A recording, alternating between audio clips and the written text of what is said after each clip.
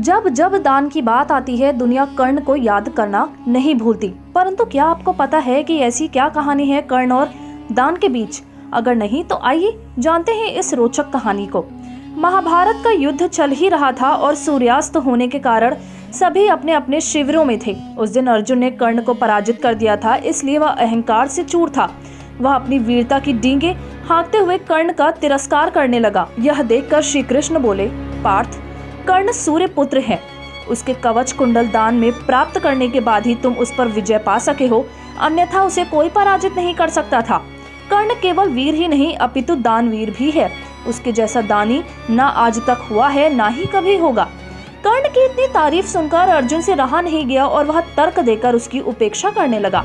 श्री कृष्ण अर्जुन के हाव भाव से समझ गए और बोले, हे अर्जुन, कर्ण अभी भी रणभूमि में घायल पड़ा है।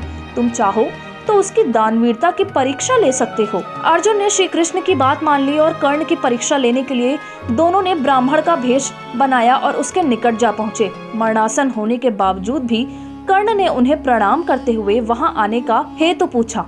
श्री कृष्ण बोले, राजन, हम यहाँ भिक्षा लेने आए हैं, कृपया हमारी इच्छा पूर्ण करें। कर्ण थोड़ा हिचक कर बोले, हे भूदेव, मैं रण क्षेत्र में घायल पड़ा हूँ, मृत्यु का इंतजार कर रहा हूँ। मेरी सारी सेना भी मारी जा चुकी है, अब मैं आपको भला क्या ही दे सकता हूँ। श्री कृष्ण बोले, राजन, अब हमें खाली हाथ ही लौटना होगा, परंतु अगर हम खाली हाथ लौटे तो आपकी खूब बदनामी होगी। लोग आपको धर्महीन राजा के रूप में याद करेंगे। तभी कर्ण बोला, ठहरिए भूदेव, मुझे बदनामी का भय नहीं, लेकिन मैं धर्म विहीन होकर नहीं मरना चाहता, तो मैं आपकी इच्छा जरूर पूरी करूंगा। निकट ही पड़े एक पाषाण से कर्ण अपने 2 दांत तोड़ते हुए बोला, मैंने सर्वदा सोने का दान ही किया है, इसलिए आप इन स्वर्ण से बने दांतों को स्वीकार करें। श्री कृष्ण बोले, राजन, हम यह स्वर्ण नहीं स्वीकारेंगे, क्योंकि यह जूठा भी है और इस पर खून भी लगा है। तब कर्ण घिसटते हुए अपने धनुष तक गए और उस पर बाण चढ़ाकर गंगा को याद किया। तत्पश्चात बाण भूमि पर मारा और भूमि पर बाण लगते ही वहां से गंगा की तेज धारा निकलने लगी।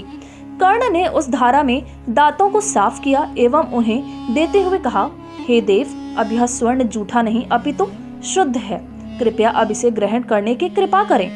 अर्जुन और श्री कृष्ण अपने वास्तविक रूप में आ गए और यह देख कर्ण भावुक हो गए। तब श्री कृष्ण ने उसे आशीर्वाद देते हुए कहा, कर्ण, जब तक यह पृथ्वी रहेगी तब तक तुम्हारी दानवीरता का गुणगान हर ओर किया जाएगा। तुम्हारी यह बाण गंगा युगों युगों तक तुम्हारे गुणगान करती रहेगी और तुम मोक्ष प्राप्त करोगे। यह पूरी लीला देखकर अर्जुन भी कर्ण के समक्ष नतमस्तक हो गए।